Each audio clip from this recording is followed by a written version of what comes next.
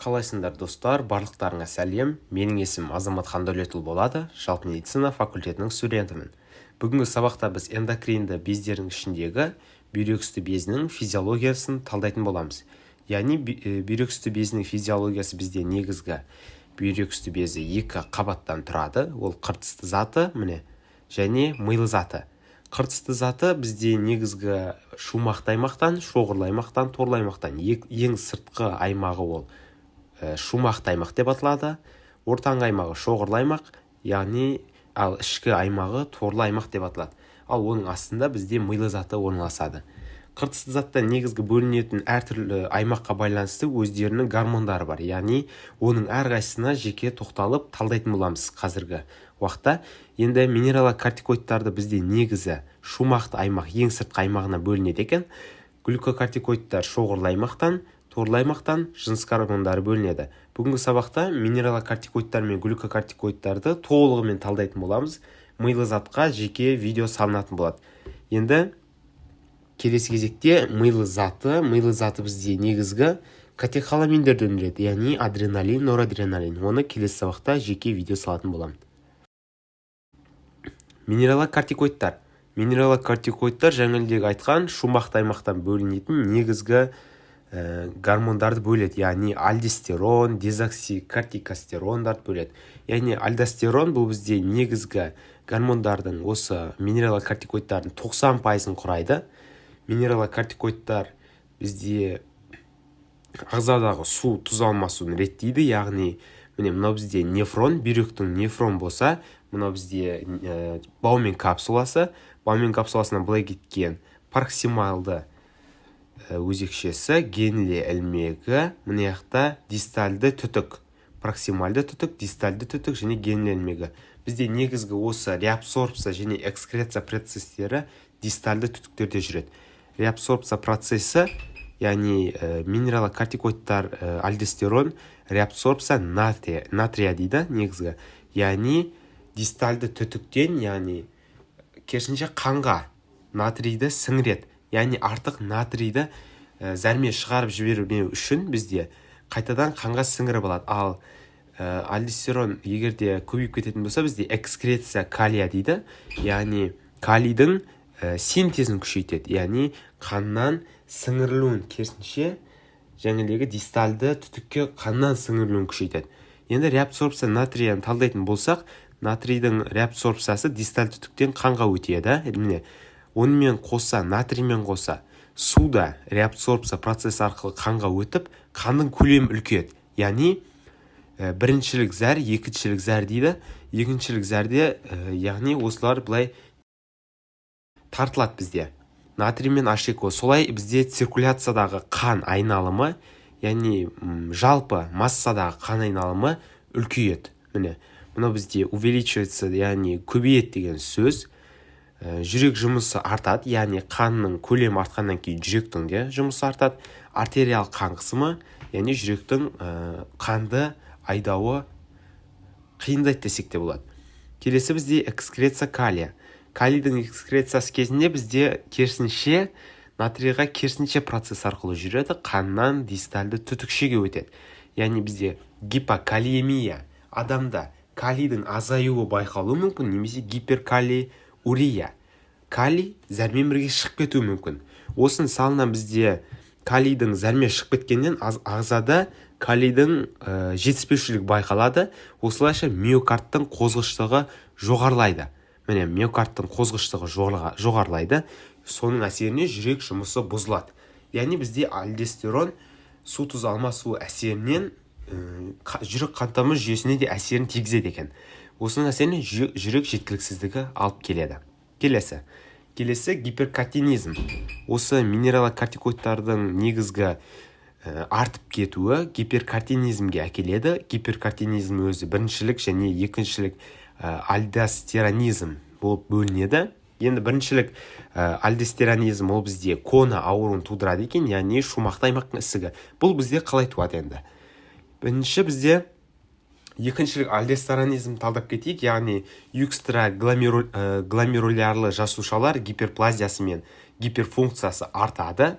осының әсерінен бізде жаңылдегі бүйректегі ренин, ангиотензин функциясы жоғарылайды. Осының әсерінен бізде рениннен ангиотензиноген, ангиотензиногеннен ангиотензин синтезделеді. Бір ангиотензин бірден АПФ арқылы ангиотензин 2 синтезделеді.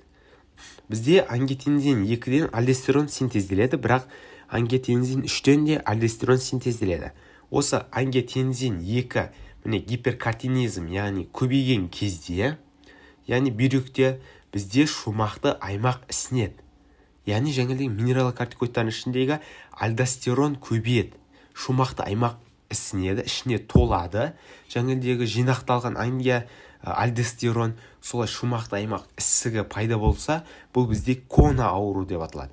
Яғни қанда альдостеронның мөлшері көбейіп кетеді. Міне, қанда альдостерон мөлшері көбейеді, ол бүйрекке барады, бүйрек үсті безіндегі шумақты аймақтың ісігін тудырады, яғни кона ауруы пайда болады.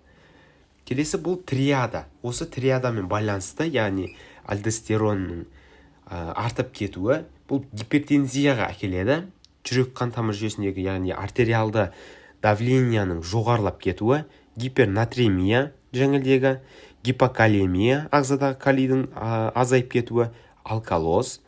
Алкалоз деп отқанымыз бұл жаңылдегі натрий фосфатының, мына жерде фосфат деп кетіпті, натрий фосфаты мен бикарбонатын ұстап қалады. Яғни қанда ұстап қалып, қанның буферлік ортасын реттеп тұрады. Келесі бізде глюкокортикоидтар секрециясының реттелуі.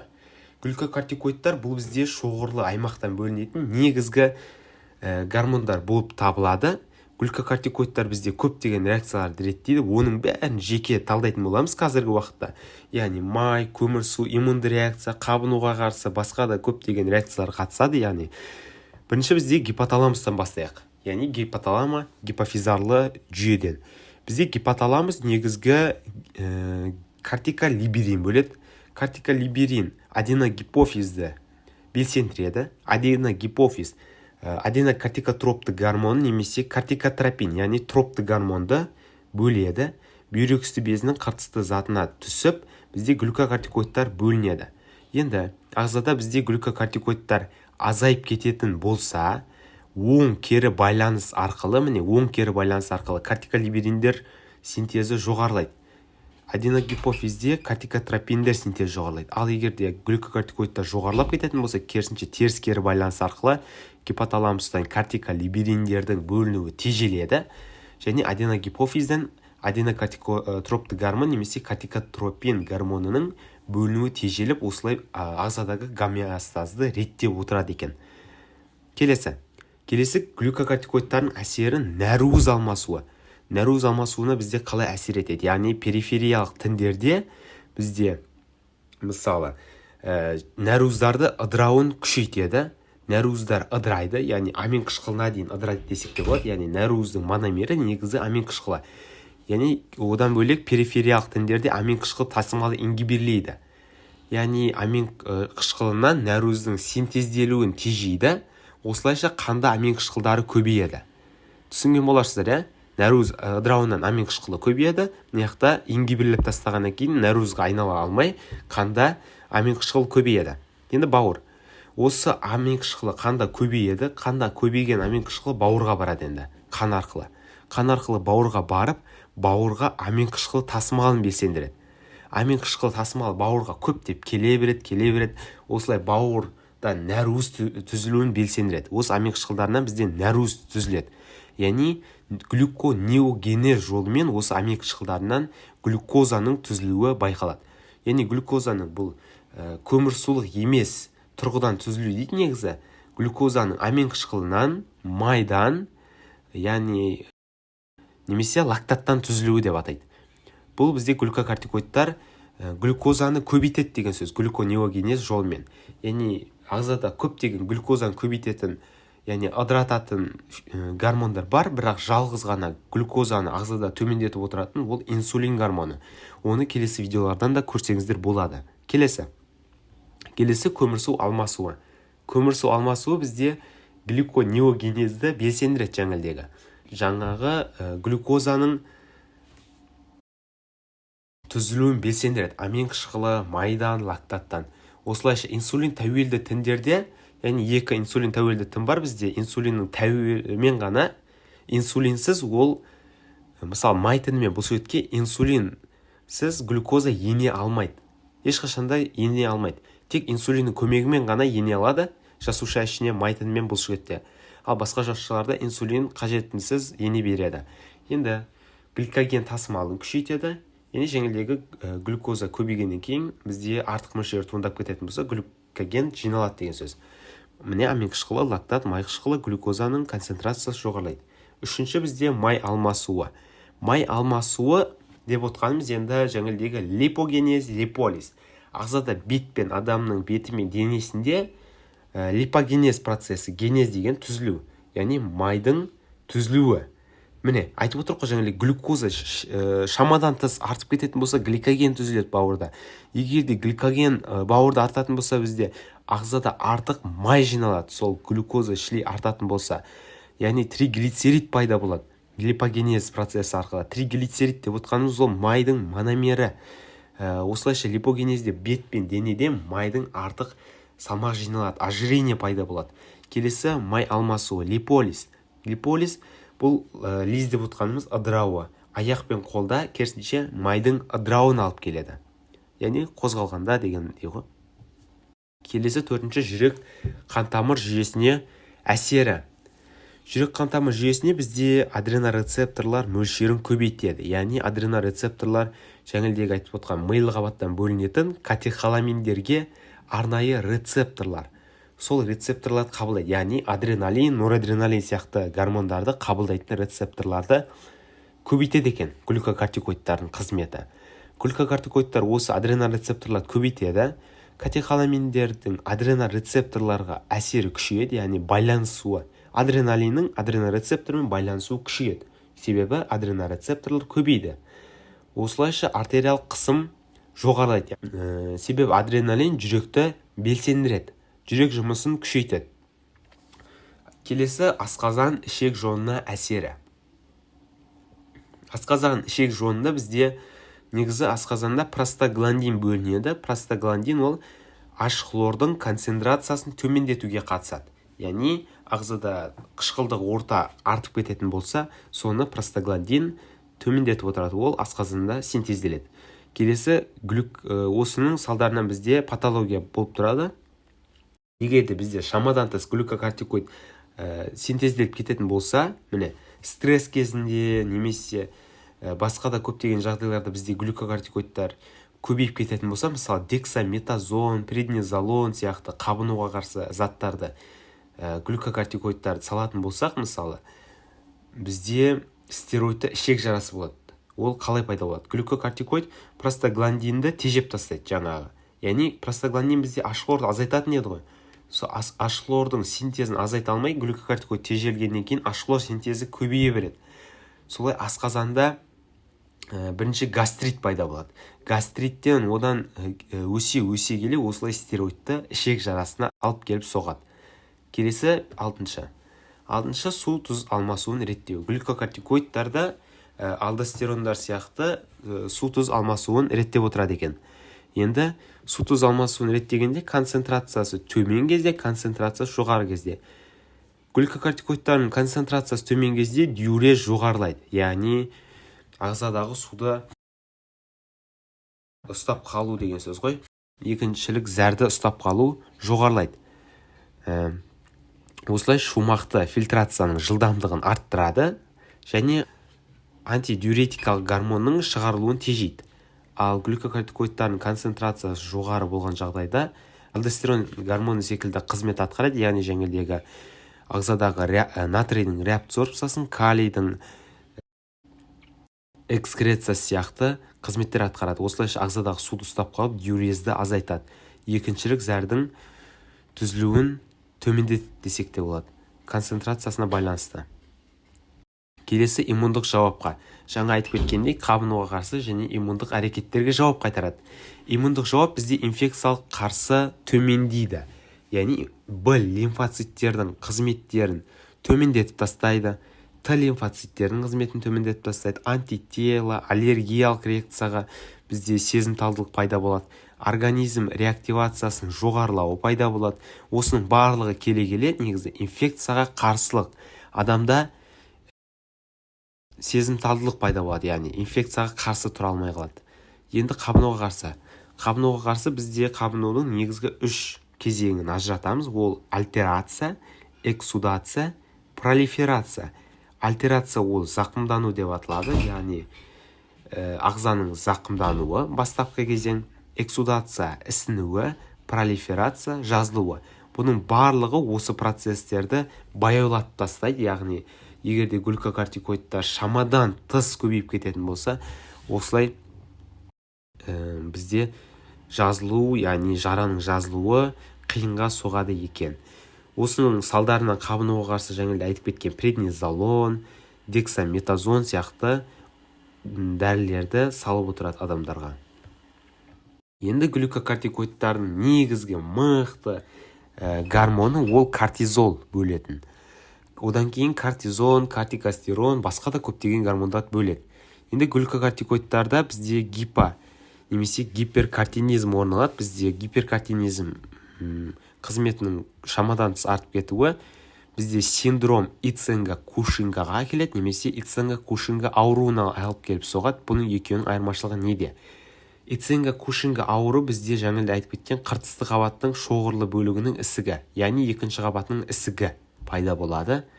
Яғни көптеп бөлінеді. Ісігі пайда болды дегенде ол көптеп жаңағыдай глюкокортикоидтар бөліне береді.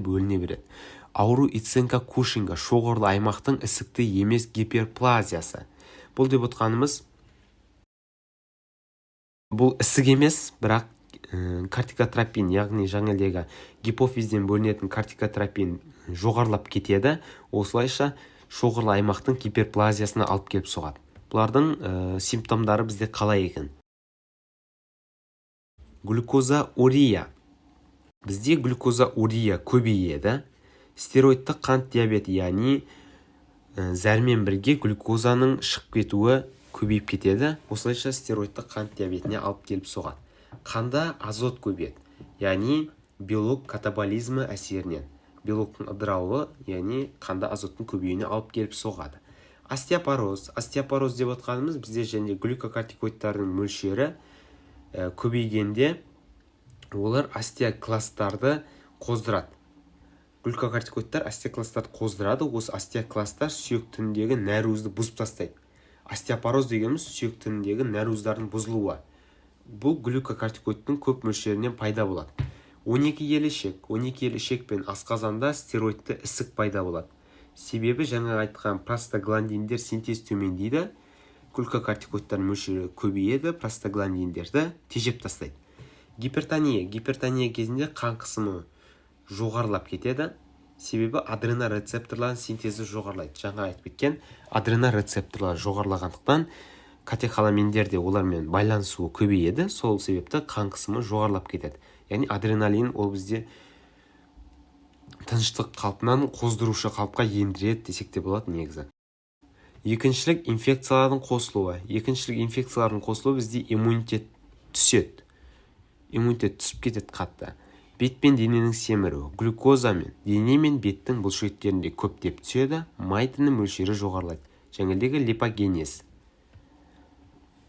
Енді мөлшерінің аздығынан не болады? Гипокортинизм. Глюкокортикоидтардың мөлшері аз болғанда бізде біріншілік және екіншілік орын алады. Біріншілік ол глюкокортикоидтардың, яғни бүйрексті безінің өзімен тікелей байланысты біріншілік. Ол туберкулезға немесе атрофияға әкеліп соқтырады. Ал екіншілік ол гипофизарлы жүйемен байланысты. Гипоталамустың кортиколиберин бөлінеді, гипофизден кортикотропин бөлінеді. Осылардың бөлінуі тежелгенде гипокортинизм әкеліп соқтырады екіншілік. Симптомдарына келетін болсақ, гипогликемияға әкеліп соқтырады, жаңағы глюкозаның азаюы, инсулинге сезімталдықтың жоғарылауы, яғни инсулин тәуелді тіндерде, май тіні, бұлшықеттерде инсулинге сезімталдық төмендеп келеді. Анорексия мен салмақтың азаюы. Анорексия деп отқанымыз осы салмақтың азаюы, себебі глюкоза жетпейді, организмде АТФ аз, салмақ жинай алмаймыз.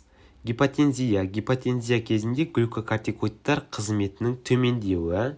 глюкокортикоидтар қызметі төмендеп кетеді, глюкоза азаяды, қан қысымы да азаяды деген сөз. Тері мен шырышты қабықтың пигментациясы жоғарылауы.